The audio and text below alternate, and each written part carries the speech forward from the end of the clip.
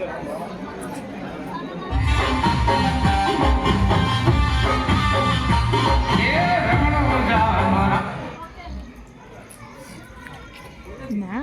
સ્વામીનાથ, મનમાં શું વિચારી રહ્યા છો?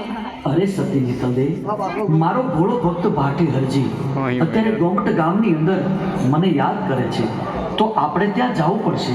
ચાલો નીતલદેવ. ભલે સ્વામીનાથ.